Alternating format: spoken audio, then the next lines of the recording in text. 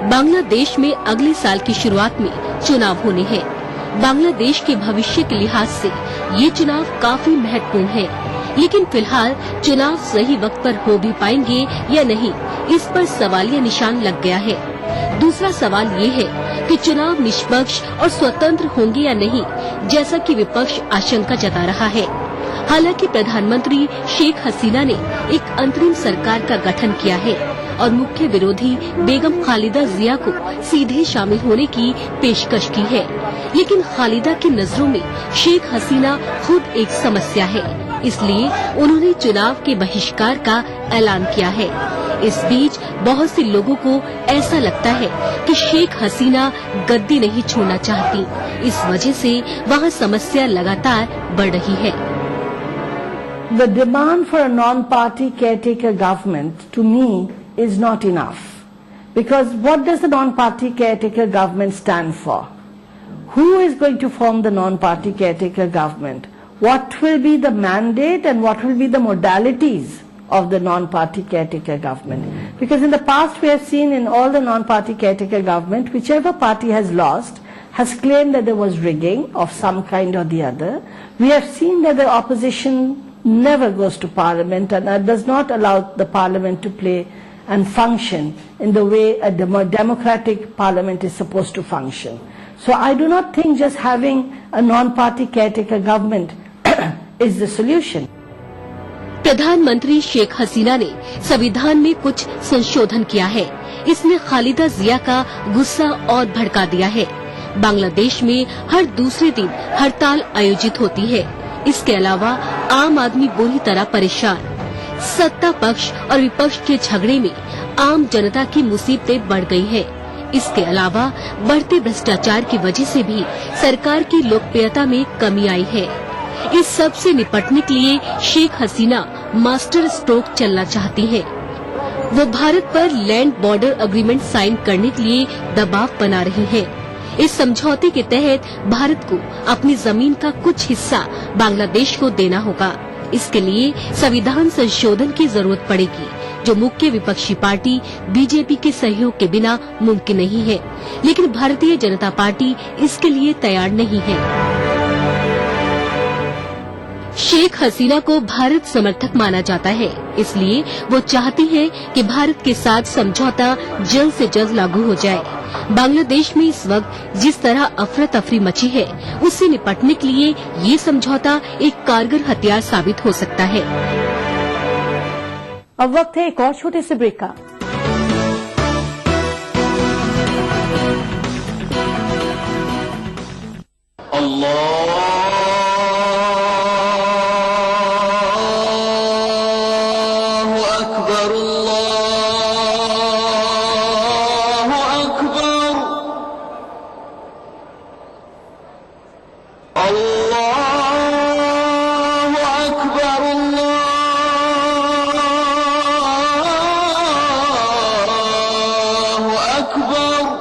मस्जिदुल हराम से नमाज फज्र देखिए रोजाना सुबह 5:30 बजे सिर्फ ईटीवी उर्दू पर। भागती दौड़ती जिंदगी में खबरों की कोई कमी नहीं, लेकिन हम आप तक पहुंचाते हैं सिर्फ वो खबरें जिसमें ना है कोई जानिबदारी, ना ही सनसनी। खबर जो हर दम आपको रखे बाखबर। देखिए दिन भर की खबरों का आईना 9 PM खबरनामा। दक्कन की हर छोटी बड़ी सरगर्मी पर हमारी नजर, लेकिन आप तक पहुंचाते हैं सिर्फ वो खबर जो करे आपको बेदार। सियासत के गलियारों से रोजमर्रा की जिंदगी दक्कन के गोशे गोशे से आप तक खबरें पहुंचाता दक्कननामा, रोजाना शाम 6:30 बजे।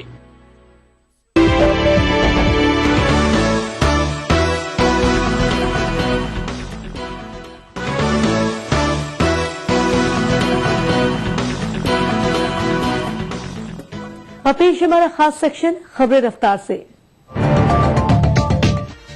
नासा साल 2015 तक चांद पर पौधे और कुछ सब्जियां उगाने की योजना बना रहा है। अमेरिकी स्पेस एजेंसी इसके लिए एक कमर्शियल लूनर लैंडर के साथ कुछ पौधे भेजने जा रही है। इनका मकसद कॉफी के केन के साइज के कंटेनरों में पौधे उगाना है। ये कंटेनर ऐसे होंगे जो मुश्किल जलवायु से पौधों की रक्षा कर सकेंगे। इस कवायद से ये पता चल सकेगा कि वहाँ इंसान के लिए रहना और काम कर पाना मुमकिन होगा या नहीं। अगर नासा को इस प्रोजेक्ट में सफलता मिलती है तो अंतरिक्ष विज्ञान के क्षेत्र में ये मील का पत्थर साबित होगा। अयोमा टोक्यो में फैशन और रुझान का केंद्र है। ये जापानी लोगों के लिए प्राकृतिक और जैविक सौंदर्य के आकर्षण का केंद्र बन गया है। ये जापान के अग्रणी सौंदर्य प्रसाधन निर्माता द्वारा उत्पादित ब्रांड की प्रमुख दुकान है। दफ्तर जाने वालों के लिए ये सुबह 7 बजे खुल जाता है। यहाँ एक स्पा भी है जिसमें सौंदर्य उपचार के साथ साथ स्वस्थ भोजन परोसा जाता है। इसकी खासियत सौंदर्य प्रसाधन के सामानों में प्राकृतिक सामग्री का उपयोग है जो शरीर के लिए काफी अच्छा माना जाता है। इसके उत्पाद प्राकृतिक मूल के हैं जिनमें जापानी घरेलू सामग्री का 85% उपयोग किया जाता है। चेहरे की सफाई के उपयोग में आने वाले तेल को चाय के फल से तैयार किया जाता है। इस फल की खेती जापान के शिजुओका प्रांत में की जाती है। इसी प्रकार चेहरे का पैक आकिनावा में पाए जाने वाले मूंगा के जीवाश्म से तैयार किया जाता है। इस तरह के सौंदर्य प्रसाधनों में लोगों की रुचि लगातार बढ़ रही है। तहरीक इंसाफ पार्टी के नेता इमरान खान की पार्टी नेटो को जरूरी सामान पहुंचाने वाले सभी प्रमुख रास्तों को जल्द ही बंद कर सकती है। फिलहाल उसने खैबर पख्तूनख्वा के रास्ते को बंद कर रखा है जो नेटो का सबसे प्रमुख सप्लाई रूट है। इमरान खान का कहना है कि उनकी पार्टी पंजाब और बलूचिस्तान में भी नेटो आपूर्ति मार्ग को बंद कर सकती है। ये रास्ते तब तक बंद रहेंगे जब तक कि अमेरिका ड्रोन हमले बंद नहीं कर देता। गौरतलब है कि तहरीक इंसाफ पार्टी ड्रोन हमलों का शुरू से विरोध करती है और उसने ड्रोन हमले को लेकर काफी सख्त रवैया अपना रखा है। अब पेश है हॉलीवुड और ग्लैमर जगत से जुड़ा हमारा सेक्शन ग्लैमर अपडेट।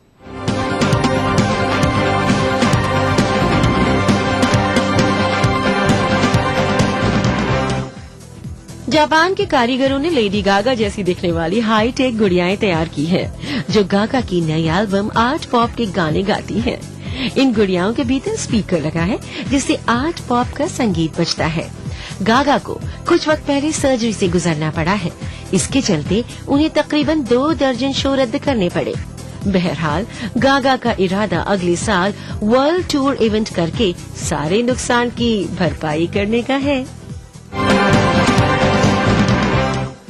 मशहूर और लोकप्रिय हस्ती होकर भी मानवीय कार्यों से जुड़े रहना सबके बस की बात नहीं, लेकिन अभिनेत्री एंजेलिना जॉली ने इस काम को बखूबी निभाया है। मानवीय और सामाजिक कार्यों से जुड़ी पारिवारिक संस्था के लिए जानी जाने वाली अभिनेत्री एंजेलिना जॉली और उनके परिवार ने संस्था मार्शलीन टेबरा एवं राले फाउंडेशन की सहायता के लिए हाथ बढ़ाया है। जॉली के अलावा उनके पिता जॉन वाइट और मंगेतर ब्रैड पिट भी चैरिटी कार्यक्रमों से जुड़े हैं। पॉप गायिका केटी पेरी को यूनिसेफ का नया सद्भावना दूत नियुक्त किया गया है। अब वो सुपरस्टार अमिताभ बच्चन और इंग्लैंड के फुटबॉलर डेविड बेकहम जैसी हस्तियों की सूची में शामिल हो गई हैं। केटी पेरी सद्भावना दूत के सम्मान से काफी उत्साहित और खुश हैं। इस सम्मान को हासिल कर पेरी बच्चों और नौजवानों की हर संभव मदद के लिए तैयार है। आखिर वो बात सामने आ ही गई जिसका लोगों को इंतजार था। हॉलीवुड सिंगर ब्रिटनी स्पीयर्स ने सच से पर्दा हटाते हुए खुलासा कर ही दिया कि वो आजकल किसकी दीवानी है। ब्रिटनी का कहना है कि उन्हें डेविड लुकाडो से प्यार हो गया है। डेविड बहुत ही जिद्दी और अपनी शर्तों पर जीने वाले इंसान है, लेकिन वो एक सरल इंसान है, इसलिए मैं उसे बेहद पसंद करती हूँ।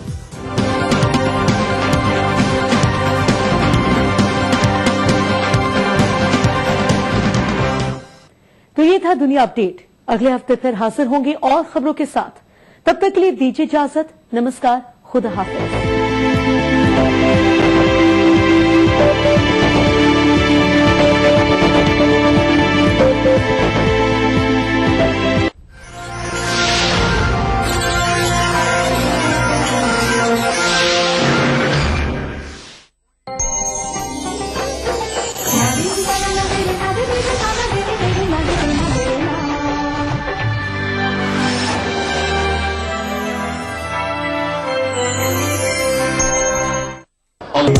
ईटीवी उर्दू पर अगला प्रोग्राम।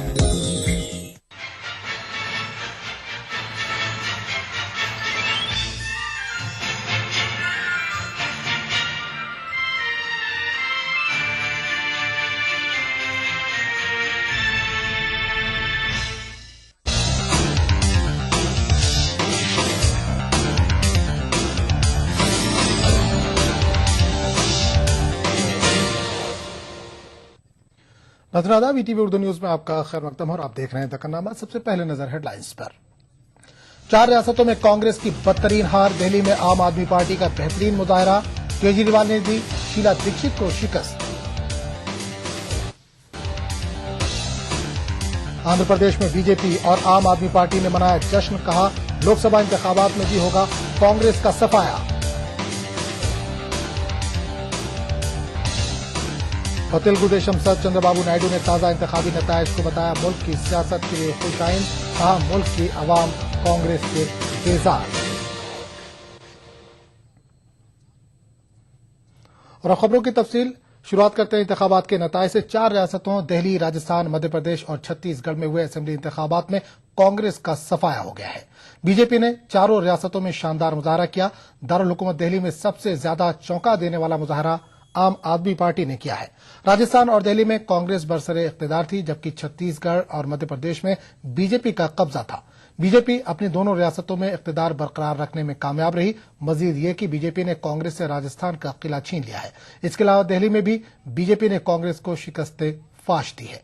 राजस्थान के तमाम नताइज मंजर आम पर आ गए, जिसमें बीजेपी ने 162, कांग्रेस ने 21 और आरजेपी ने 4 और बीएसपी ने 3 सीटों पर कामयाबी हासिल की है।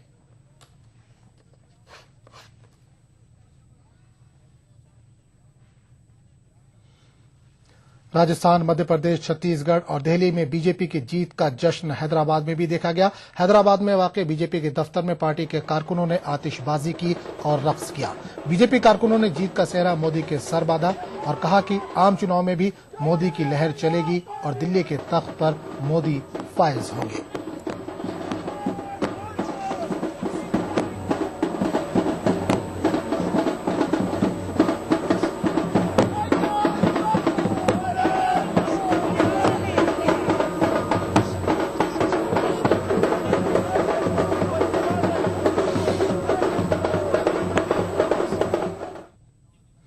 असेंबली इंतखाबात में बीजेपी की शानदार कामयाबी को लेकर आंध्र प्रदेश के पार्टी लीडरों और कारकुनों में जबरदस्त जोशो खरोश देखा गया। जैसे जैसे पार्टी के नताइज सामने आए, पार्टी लीडरों ने सड़कों पर आकर आतिशबाजी की और खुशी का इजहार किया। रियासत में भारतीय जनता पार्टी के दफ्तरों में आज त्योहार का समा देखा गया। पार्टी लीडरों और कारकुनों ने मध्य प्रदेश, राजस्थान, दिल्ली और छत्तीसगढ़ में हुए असेंबली चुनाव में बीजेपी के शानदार मुजाहरे पर एक दूसरे को मुबारकबाद दी और मिठाइयां तकसीम की। बाज मकामात पर जीत की खुशी में रैलियां निकाली गईं और गुजरात के वजीर आला नरेंद्र मोदी के हक में नारे लगाए गए।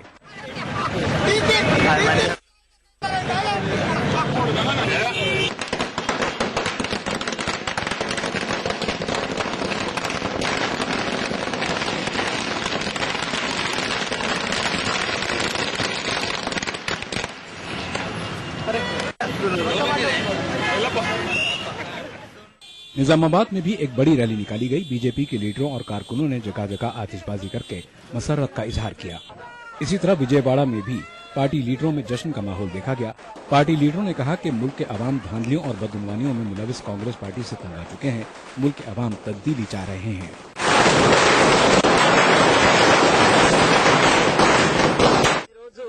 భారతీయ జనతా పార్టీ దేశవ్యాప్తంగా మరి ఘన విజయం సాధించినందుకు ఇక్కడి నుంచి విజయోత్సవ ర్యాలీ నిర్వహిస్తా ఉన్నాం. మేము ముందుగానే ఊహించాం ఈ యొక్క అవినీతి కుంభకోణాల్లో ఇరుక్కుపోయినటువంటి కాంగ్రెస్ పార్టీ మట్టి కరవడం ఖాయం. అదేవిధంగా ఛత్తీస్గఢ్ లో ఏదైతే మరి సింపతి ఓటింగ్ వస్తుందని భావించిందో అక్కడ కూడా పరాజయం పాలవటం. మరి దీనన్నింటికీ ముఖ్య కారణం భారతీయ జనతా పార్టీ ఏదైతే ఉందో, ఏదైతే అభివృద్ధి సాధించిందో, ఏదైతే ప్రజలకు దగ్గర తీసుకెళ్లిందో, ఏదైతే సురక్షమైనటువంటి దేశాన్ని అందించాలనుకుందో, నీతి న్యాయవంతమైన నైతిక విలువలు కలిగినటువంటి పార్టీ వైపు ప్రజలంతా रियासत के दीगर अजला में भी बीजेपी के लीडरों ने पार्टी की कामयाबी पर जश्न मनाया। पार्टी की जीत पर बड़े पैमाने पर आतिशबाजी की गई। Bureau report, ETV news.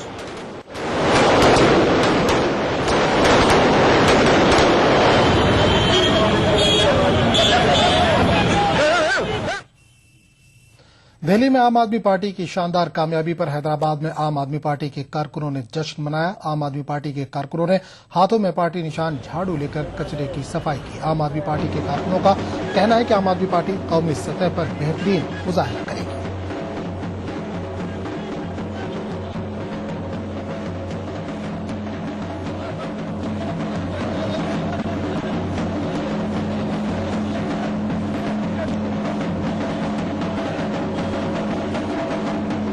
ఇప్పుడు ఎలక్షన్స్ రిజల్ట్స్ ఇవాళనే వచ్చినాయి. ఆమ్ ఆద్మీ ఇదే స్వరాజ్యం తీసుకురావాలి అన్న నారా మీదనే అక్కడ నిలబడ్డది. డబ్బులకే ప్రలోభపడి ఓట్లు పడతాయి అన్న నమ్మకం అన్ని పార్టీలకు ఉండే. ఆమ్ ఆద్మీ పార్టీ మనుషులలో నియతున్నది, మనుషులలో ప్రేమభావాలున్నాయి, మనుషులలో మంచి కోరుకునే తత్వం ఉన్నది అని డబ్బులు అనే దానికి దాసోహం కాకుండా ప్రజలు ఎంతో ముందుకొచ్చి ఢిల్లీ ప్రజలందరూ కూడా ఆమ్ ఆద్మీ పార్టీని గెలిపించి అరవింద్ కేజ్రీవాల్ నాయకత్వంలో ఆమ్ ఆద్మీ పార్టీ నియత్ పార్టీ అని దాని మీద ఎన్నో విధాల బురద చల్లాలని వివిధ పార్టీలు ప్రయత్నం చేసినప్పటికీ ప్రజలు మాత్రం ఆమ్ ఆద్మీ పార్టీ మీదనే నమ్మకం పెట్టుకున్నారు. ఆ నమ్మకం వమ్ము చేయకుండా ఆమ్ ఆద్మీ పార్టీ ఢిల్లీలో తప్పకుండా ప్రయత్నం చేస్తుంది. అదేవిధంగా ఆమ్ ఆద్మీ పార్టీ ఇక్కడ కూడా ఆంధ్రప్రదేశ్ లో తెలంగాణ గాని ఆంధ్ర గాని కూడా సమాన అవకాశాలు కల్పించి ప్రజలకు ఇజ్జత్ తీసుకొచ్చే కార్యక్రమాలు మాత్రం ఆమ్ ఆద్మీ పార్టీ చేపడుతుందని मुत्तहिदा रियासत के हामियों ने भी कांग्रेस की शिकस्त पर जश्न मनाया। अनंतपुर में मुत्तहिदा रियासत की हिमायत में एहतजाज कर रहे लोगों ने आज कांग्रेस की शिकस्त पर जश्न मनाया। मुत्तहिदा रियासत के हामियों ने आतिशबाजी की और एक दूसरे में मिठाइयां तकसीम की। मुत्तहिदा रियासत के हामियों का कहना है कि कौमी सतह पर कांग्रेस को इसी तरह की शिकस्त यकीन है।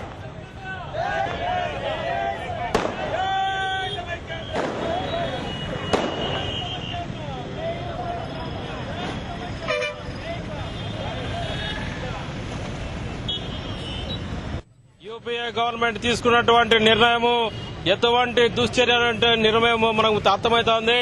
4 రాష్ట్రాల్లో చిత్తుగా కాంగ్రెస్ పార్టీ ఓడిపోయింది. ఈ ఓటమి రేపు రాష్ట్రాన్ని సమైక్యంగా ఉంచే దిశలో ప్రజలందరూ కలిసి రావాల్సిన అవసరం ఉందని చెప్పేసి తెలుపుకుంటున్నాం. కాకపోతే ఈ రోజు కాంగ్రెస్ పార్టీ మరి ఆంధ్రప్రదేశ్ ను విభజించాలన్నటువంటి ఈ దుర్మార్గమైనటువంటి నిర్ణయానికి వ్యతిరేకంగా మరి కేంద్రంలో కూడా మరి ఆంధ్రప్రదేశే కాదు దేశ ప్రజలందరూ కూడా క్షమించే స్థితిలో లేరనేది ప్రజలు గమనించాలా. ముఖ్యంగా కేంద్ర ప్రభుత్వంలో ఉన్నటువంటి సీమాంధ్ర పెద్దలు ఇప్పటికైనా సిగ్గు తెచ్చుకొని రాష్ట్రాన్ని సమైక్యంగా ఉంచడానికి మీరు పూర్తి మద్దతుగా రావాలని చెప్పేసి అనంతపురం ప్రజలుగా మేము కోరుతున్నాం. तेलुगुदेशम से जयंत चंद्रबाबू नायडू ने 4 रियासतों के असेंबली नताज पर अदमल जाहिर करते हुए इसे कांग्रेस पार्टी की बदतरीन शिकस्त करार दिया। उन्होंने कहा कि मुल्क के अवाम कांग्रेस इक्तदार से बेजार आ चुके हैं। चंद्रबाबू नायडू ने कहा कि कांग्रेस ने अवाम को महंगाई और बदउनवानी के सिवा कुछ नहीं दिया है। तेलुगुदेशम सदर ने कहा कि आइंदा आंध्र प्रदेश और आम चुनाव में भी कांग्रेस की इसी तरह बदतरीन शिकस्त होगी। उन्होंने कहा कि कांग्रेस मुल्क के अवाम का एतमाद खो चुकी है। 4 రాష్ట్రాల్లో జరిగిన ఎన్నికలు మనం చూస్తే తీరు చూస్తే ప్రజలందరూ ఆశించిన విధంగా ఎక్స్పెక్టేషనే కాదు ఆశించారు. ఈ దేశానికి పట్టినటువంటి పెద్ద శని కాంగ్రెస్ పార్టీ. ఈ శని విరగడయ్యి మా భవిష్యత్తు బాగుండాలని అందరూ కోరుకునే పరిస్థితికి వచ్చారు. అదే ఇక్కడ జరిగింది. మేము చాలా రోజులుగా మీరు చూస్తే చెప్తూనే వస్తున్నాను. ఎన్డీఏ గవర్నమెంట్ చేసిన పనుల వల్ల యూపీఏ 1 కు కొంత అడ్వాంటేజ్ వచ్చింది. అదే మరి ఇక్కడ ఆంధ్రప్రదేశ్ లో తెలుగుదేశం పార్టీ చేసిన అభివృద్ధి వల్ల కాంగ్రెస్ పార్టీ మొదటి టర్మ్కు అవకాశాలు బాగా వచ్చాయి, ఆదాయాలు పెరిగేవన్నీ వచ్చాయి. కేంద్రం రాష్ట్రంలో రెండు కూడా యూపీఏ 2 ఇక్కడ కాంగ్రెస్ పార్టీ రెండో టర్మ్లో చేసిన అవినీతి విచ్చలవిడిగా పెరిగిపోయింది. దీనికి ఆకాశం కూడా హద్దు లేకుండా పోయింది. ఎంత దారుణం అంటే లక్షల కోట్ల రూపాయలు దోచేశారు. ఏ రోజు కూడా సోనియా గాంధీ ఎక్కడ కూడా దీన్ని ఖండించే పరిస్థితి లేదు, కంట్రోల్ చేసే పరిస్థితి లేదు. माहिर सियासत प्रोफेसर हरा गोपाल ने 4 रियासतों के असेंबली चुनाव नतायज पर अपना रद्दअमल जाहिर करते हुए कहा कि ये मोदी लहर नहीं बल्कि अवाम ने हुकूमत की मौशी पॉलिसियों से तंग आकर बरसर इख्तिदार पार्टी के खिलाफ वोट दिया है। हरा गोपाल ने कहा कि कांग्रेस पार्टी अगर अपना रवैया नहीं तब्दील करेगी तो उसे लोकसभा चुनाव में भी इसकी कीमत चुकानी पड़ेगी। నూతన ఆర్థిక విధానం దేన్నైతే కాంగ్రెస్ పార్టీ చాలా అగ్రెసివ్ గా ముందుకు తీసుకెళ్లారో ఇది ప్రత్యక్షంగానో పరోక్షంగానో ప్రజల చైతన్యంలో ఉంది. ఈ నూతన ఆర్థిక విధానాన్ని ప్రజలు తిరస్కరించారని నేను అనుకుంటున్నాను. ఇది మనకు కొంత స్పష్టంగా, ఎందుకంటే మన్మోహన్ సింగ్ కానీ, చిదంబరం కానీ, అహ్లూవాలియా కానీ, కపిల్ సిబ్బాల్ కానీ, కమల్నాథ్ కానీ వీళ్ళందరూ ఎవరైతే ఏజెంట్స్ గా పనిచేస్తున్నారో ప్రపంచ బ్యాంకుకి దీనికి, మీరు ఫుడ్ సెక్యూరిటీ బిల్ మీద మన్మోహన్ సింగ్ ఒక గ్రూప్ ఆఫ్ ఎకానమిస్ట్ తో మాట్లాడుతూ నేనేం చేయాలో 4.5 ఏళ్లు ఆపాను, ఇప్పుడు నేను ఆపలేకపోతున్నాను. అది ప్రధానమంత్రి. दकनामे का सिलसिला जारी रहेगा लेकिन एक छोटे से वक्फे के बाद। सारा देश दौड़ेगा, मुंबई दौड़ेगी, कोचीन भी दौड़ेगा, कश्मीर के साथ कन्याकुमारी भी दौड़ेगी, कोलकाता के साथ अहमदाबाद भी जुड़ जाएगा। देश भर में 565 से भी ज्यादा जगहों पर लौह पुरुष सरदार पटेल की याद में एक साथ होगा 2 किलोमीटर लंबा walk and run for unity. 15 दिसंबर 2013 सुबह 8 से 11 वर्ल्ड रिकॉर्ड बनाने वाली इस ऐतिहासिक दौड़ का हिस्सा बने। रजिस्ट्रेशन कीजिए www.runforunity.com पर। श्री नरेंद्र मोदी प्रेरित अभियान, उनका संदेश सुनने के लिए डायल करें 08009 run for unity, a statue of unity movement initiative. दौड़ेगा भारत, जुड़ेगा भारत। ये सारे घर EMI प्रूफ हैं। EMI प्रूफ का मतलब EMI के बाद जब घर आपका हो जाता है तब भी घर रहेगा मजबूत, नए जैसा। और घरों को EMI प्रूफ बनाने के लिए हम जैसे इंजीनियर्स को चाहिए ताकत। UltraTech cement, the engineers choice, क्योंकि इस सीमेंट में जान है।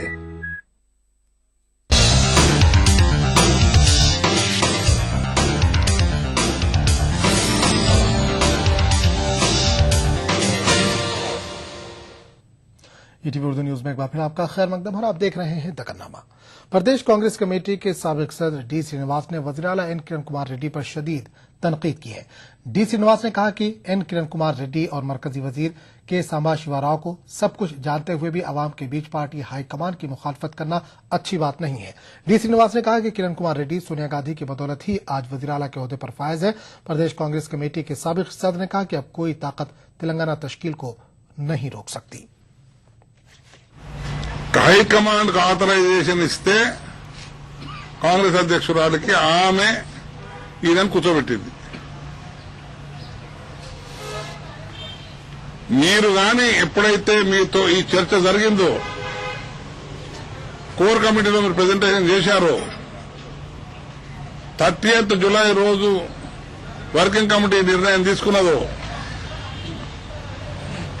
మీరు కాంగ్రెస్ అధ్యక్షురాలకి కలిసి మీరు తీసుకుంటున్న నిర్ణయం తప్పు, ఇది తెలుగు జాతికి నష్టం జరిగించే నిర్ణయం అన్న భావన మీకుంటే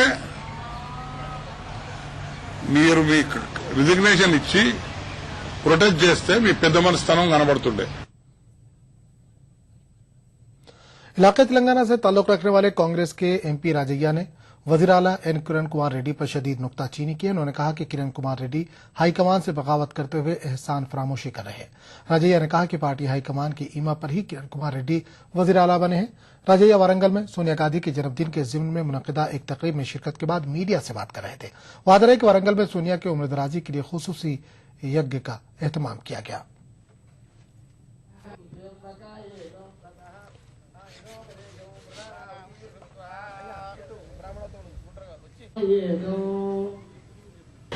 ఇంత ఒక ముఖ్యమంత్రి హోదాలో ఉండి నిజంగా నాకైతే సిగ్గు అనిపిస్తా ఉంది. ఊసర వెళ్ళి కూడా సిగ్గుపడుతుందేమనిపిస్తుంది ఇట్లా మాటలు మారిస్తే.